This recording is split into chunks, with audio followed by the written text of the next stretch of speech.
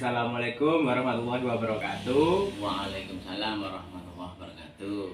Perkenalkan, nama saya Zamzam Maulana Satosa dari mahasiswa Politeknik Negeri Jember, mendapatkan tugas mewawancarai Bapak tentang usaha yang Bapak miliki. Di sini saya akan menanyakan perihal usaha yang Bapak miliki. Nama usaha yang Bapak miliki, kalau boleh tahu? Usaha saya yaitu di bidang perikanan. Ya, banyak sekali tentang ikan-ikan yang saya pelihara. Terutama di sini saya berusaha di bidang ikan air tawar. Kenapa saya memilih ikan air tawar? Karena ikan air tawar itu banyak diminati oleh masyarakat di lingkungan sini. Ya, dan pemeliharanya juga mudah. Ikan air tawar yang saya budidayakan diantaranya adalah ikan nila merah dan ikan nila hitam atau elang lokal.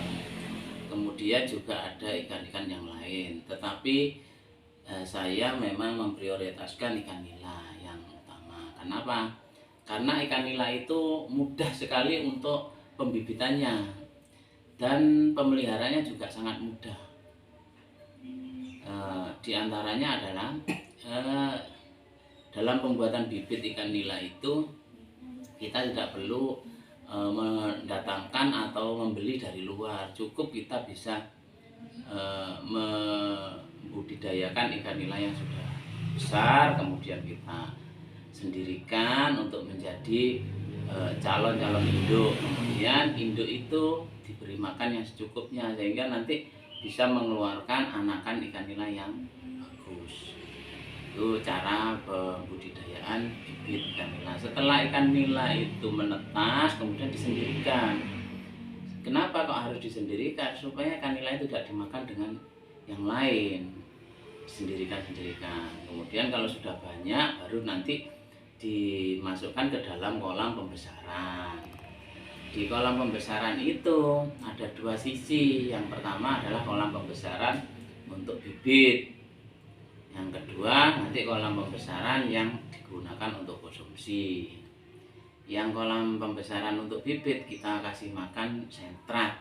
Tapi yang untuk konsumsi nanti kita banyak tambahannya, yang terutama adalah kolamnya harus luas. Karena untuk pembesaran yang membutuhkan lahan yang luas sehingga hasilnya itu sangat memuaskan. Itu nanti bisa dilihat di tempat kolam yang saya miliki. Nah, jam-jam. Jadi kalau memang adik nanti berminat melihat di kolam yang saya punya, bisa dilihat bagaimana cara pembudidayaan serta perawatannya. Dan kalau masalah pemasaran nanti gampang kalau masalah pemasaran itu.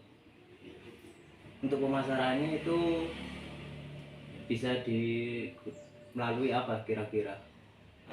Kalau di sini bisa online. Kenapa kok bisa online? Kalau online itu harganya bisa mahal. Kalau misalnya dikasihkan kepada pedagang ya bisa, cuman harganya agak ada selisihnya. Per kilo itu biasanya selisih 5.000 kalau dikasihkan pedagang. Kalau online itu bisa 25, 30. Kalau di pedagang itu 20 sampai 25. Untuk yang online itu pemasarannya melalui via WA atau Facebook? WA, dan juga nanti biasanya ada teman-teman yang yang pesen, bahkan sampai luar daerah, sampai Lumajang biasanya ada yang pesan. Di luar kota itu ada juga yang pesan. Tapi ya kalau memang pesanannya sedikit kami tidak melayani, tapi kalau pesanan banyak ya kami melayani. Untuk penjualannya itu per kilo atau ekor? Kami menyiapkan ikan nila itu per kilo, dan itu kalau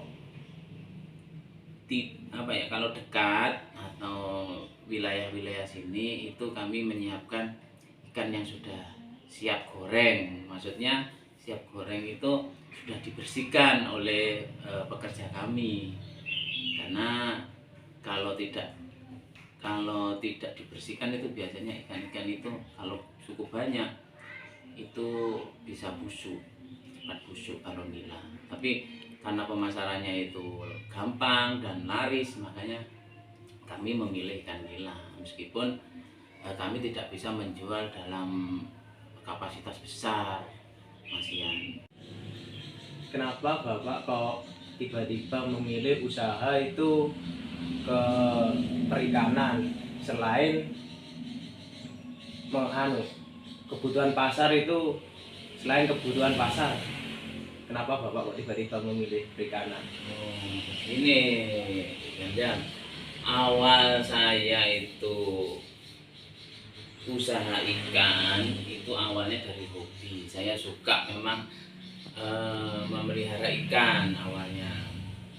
Dari hobi memelihara ikan, kemudian saya juga hobi mancing. Nah, karena hobi mancing, hobi melihara ikan, akhirnya terus saya punya keinginan bagaimana kalau ikan ini saya jadikan pembudidayaan supaya apa? Supaya bisa menambah penghasilan saya, seperti itu awalnya. Kemudian ternyata kok hasilnya bagus. Nah, kemudian saya kembangkan terus dari terpal, awalnya itu dari terpal, memelihara di terpal, kemudian dari terpal, kemudian saya buat kolam bin, dan kemudian saya bisa membuat kolam yang besar sehingga sampai sekarang ini sudah. Nah, jadi awalnya memang dari hobi, jadi tidak ada dulu keinginan itu untuk langsung dari moro usaha itu besar, tidak. Dari awalnya dari kecil, dari terpal dulu awalnya. Untuk permintaan yang biasanya itu paling ramai atau banyak sekali untuk permintaan, sampai biasanya Bapak itu di bulan apa atau hari apa gitu? Biasanya itu hari-hari libur. Kenapa? Karena kalau hari-hari libur itu banyak keluarga yang anjang sana atau mungkin untuk santai. Itu biasanya hari-hari libur, hari Minggu atau liburan-liburan itu banyak yang pesan untuk kegiatan keluarga dan sebagainya. Tapi kalau hari-hari biasa itu biasanya ya kami tidak banyak yang pesan, hanya beberapa orang yang mungkin dijual di pasar saja. Untuk omsetnya itu kira-kira bisa memenuhi kebutuhan atau tidak? Kalau omset kami tidak menargetkan, karena bibit yang saya tebar itu kami juga tidak beli.